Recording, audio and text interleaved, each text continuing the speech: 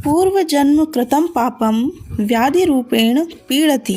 दोस्तों, इस लाइन का उल्लेख हमारे आयुर्वेद में आता है और इसका मतलब बड़ा ही स्पष्ट है कि पूर्व जन्म में किए हुए पाप व्यक्ति को रोग बनकर सताते हैं। लेकिन आज के युग में, आज के समय में, जहाँ लोगों के दिलो दिमाग में भौतिकता का भूत चढ़ा हुआ है, वहाँ ये बातें लोगों को हजम नहीं होती हैं। पर अब साइकोलॉजी का एक ऐसा साइट सामने आया है जिसने बहुत से फैक्ट्स की रिसर्च के आधार पर यह मानना शुरू कर दिया है कि इस जन्म में जो भी रोग, शोक, इलनेस, डिसीज़, ग्रीफ होते हैं वो या तो पूर्व जन्म के या इसी जन्म के दुष्कर्म का फल होता है। अमेरिका के एक बहुत बड़े क्लिनिक में डॉक्टर CW लैब के पास एक पेशेंट आया तो उस पेशेंट को कुछ ना कुछ लगा ही रहता था। वो आए दिन नए रोग की शिकायत किया करता था, कभी सिर दर्द, कभी डिसेंट्री, कभी डिप्रेशन, एंजाइटी, थकावट। तो डॉक्टर ने एक दिन परेशान होकर उससे कह दिया कि लगता है तुम कोई ऐसा काम कर रहे हो जिसके लिए तुम्हें अपनी आत्मा को दबाना पड़ता है।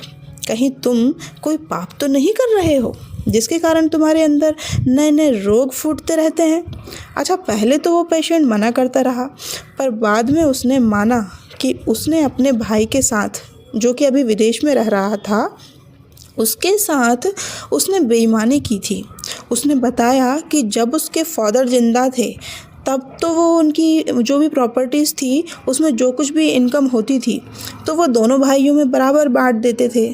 पर फादर की डेथ के बाद उसने अपने भाई को बहुत ही कम डॉलर भेजना शुरू कर दिया और ख़ुद पूरी प्रॉपर्टी का पूरा प्रॉफिट यूज़ करने लग गया।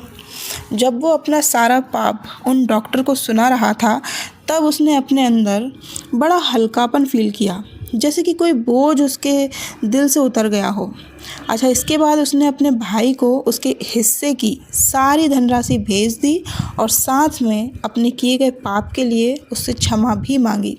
और इस घटना के बाद से उसे कभी भी हेल्थ इशू नहीं हुए। इससे स्पष्ट होता है कि कहीं ना कहीं हमारे अंदर कुछ चीज़ें दबी हुई रहती हैं जो कि शारीरिक रोग बनकर उभर सकती हैं। अच्छा, अब मैं आपको कुछ इंटरेस्टिंग बताने वाली हूँ, ध्यान से सुनिएगा।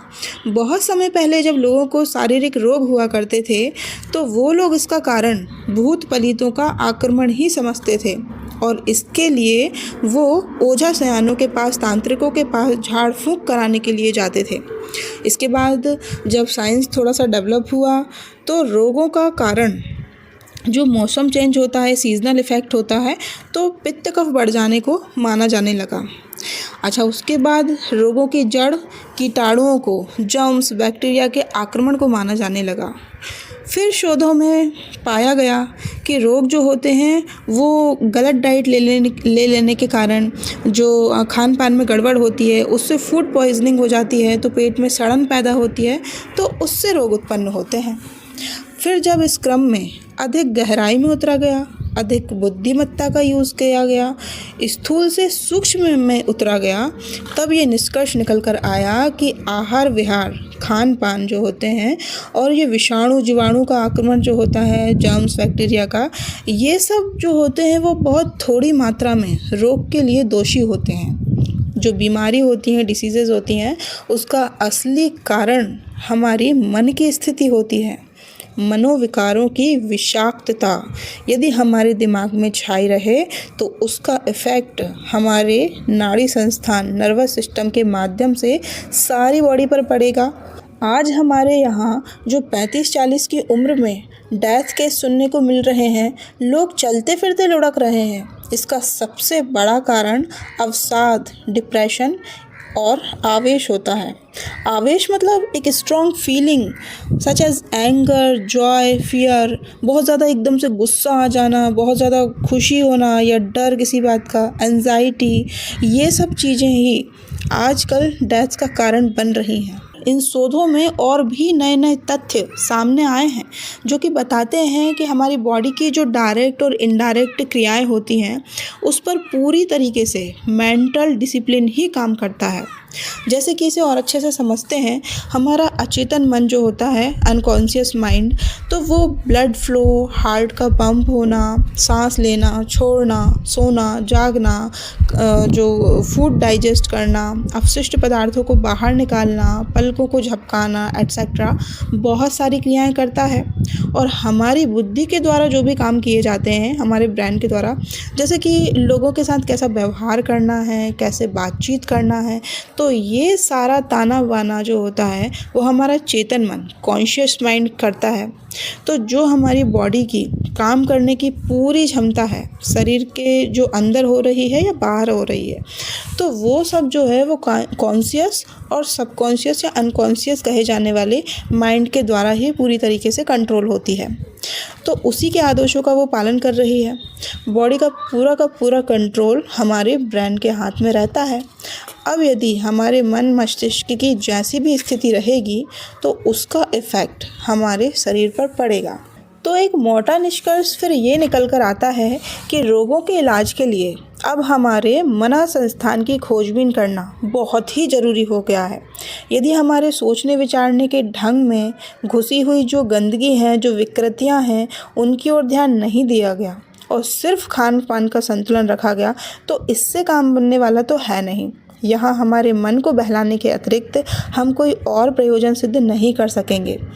और बारीकी से उतरने पर पता चलता है कि फलाना रोग फलाना मनोविकार के कारण उत्पन्न हुआ है और ये तब तक बना रहेगा जब तक कि हमारी मानसिक स्थिति में हम उचित परिवर्तन ना कर लें। इस अनुसंधान ने एक बड़े असमंजन को दूर कर दिया, जिसके कारण रोगियों को डॉक्टर्स के दरवाजे पर ठोकरें खानी पड़ती है, रोज़ नई नई दवाइयाँ बदलनी पड़ती हैं, समय बीतता जाता है और रोग है कि हटने का नाम ही नहीं लेता है। अच्छा, ये जो तेज़ दवाइयाँ होती हैं उस रोग को कुछ समय के लिए दबा तो देती हैं, पर उसकी जगह पर दूसरे रोग को और उत्पन्न कर देती हैं। ये कई लोगों ने अनुभव किया होगा। जो खान पान की हमारी जो गड़बड़ी होती है, तो उससे जो सामान्य रोग हो जाते हैं, तो वो तो शरीर के अंदर की जो जीवनी शक्ति होती है और इम्यूनिटी पावर होती है तो उससे वैसे ही अच्छी हो जाती है, जिसका श्रेय हमारे डॉक्टर्स को मिल जाता है। पर सच्चाई तो ये है कि एक भी छोटे या बड़े रोग का शर्तिया इलाज अभी तक संसार के किसी भी कोने में किसी भी डॉक्टर के हाथ नहीं लगा है। ये बात आप ध्यान से समझ लीजिए। इसलिए हमारे भारतीय आचार्यों ने निष्कासन तप का सिद्धांत बनाया था। लोगों को चांद्रायण व्रत आदि कराते समय उनसे सारे पाप कबूल कराए जाते थे। इससे मन में पड़ी गांठें खुल जाती थी और मनुष्य का एक व्यवस्थित जीवन, शुद्ध संस्कारपूर्ण जीवन शुरू होता था। तो आपको ये जानकारी कैसी लगी कमेंट कर ज़रूर बताएं और मेरे चैनल को लाइक करें, सब्सक्राइब करें और ज़्यादा से ज़्यादा लोगों को शेयर करें। धन्यवाद।